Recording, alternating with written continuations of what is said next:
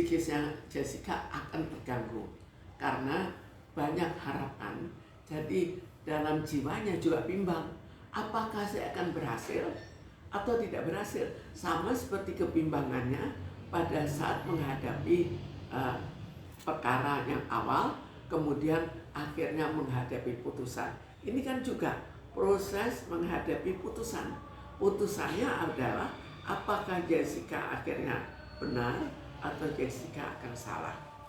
Dan yang sangat sulit adalah yang tahu pasti Jessica salah atau benar adalah Jessica sendiri.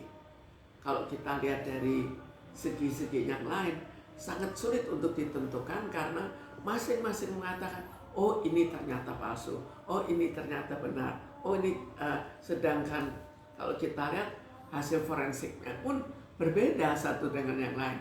Bagaimana suatu keahlian yang sudah begitu akurat kok bisa berbeda-beda. Jadi sedangkan kalau kita lihat rekamannya itu juga sebetulnya kan bisa dibedakan. Jadi akhirnya yang menentukan adalah mana yang betul-betul asli dan mana yang tidak asli.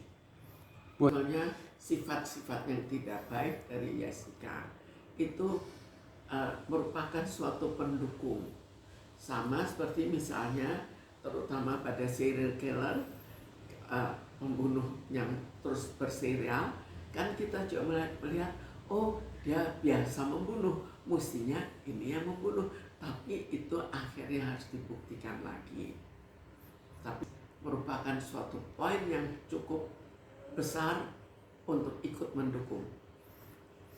Sekarang kita kan tidak tahu apakah keluarganya tahu persis, apakah Jessica mau menjelaskan persis seandainya dia membunuh atau tidak membunuh. Kalau tidak membunuh, dia berani mengatakan. Kalau dia membunuh, apakah akan mengatakan memang saya membunuh, atau mengatakan sebetulnya saya tidak membunuh. Jadi sulit dilihat dari segi pengakuan, apalagi dilihat dari sifat Jessica pada saat-saat sebelumnya. Sulit sekali untuk menilai apakah dia betul bersalah atau tidak bersalah. Semua itu tergantung pada datanya, apakah datanya betul-betul benar, datanya sah atau tidak. Jadi mulai dari rekaman sampai pada hasil otopsi kan juga sudah beda pendapat. Ahli yang berbeda mempunyai pendapat yang berbeda. Sekarang bagaimana caranya kalau kita bukan ahli bisa ikut menentukan, bisa ikut menilai. Sebetulnya ini suatu tanda kalau mudahnya digoyangkan karena kata-kata, maka ini tanda bahwa masyarakat kurang percaya pada peradilan. Karena kurang percaya peradilan, maka dibuatkan suatu film. Film itu ternyata berhasil menggoncangkan. Jadi prinsipnya adalah bagaimana negara menegakkan kembali bahwa hukum berjalan sebagaimana mestinya. Karena ada hukum-hukum yang sangat jelas yang juga bisa disimpangkan. Jadi akhirnya kan ragu-ragu. Ada yang benar-benar memang hukumnya benar dan dijalankan dengan benar. Tapi semua ini membuat keraguan-raguan dari masyarakat.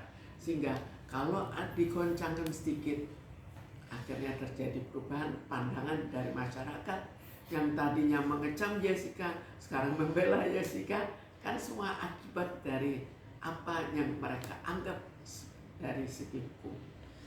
Ya, jelas harapannya ada hukum berjalan sebagaimana mestinya.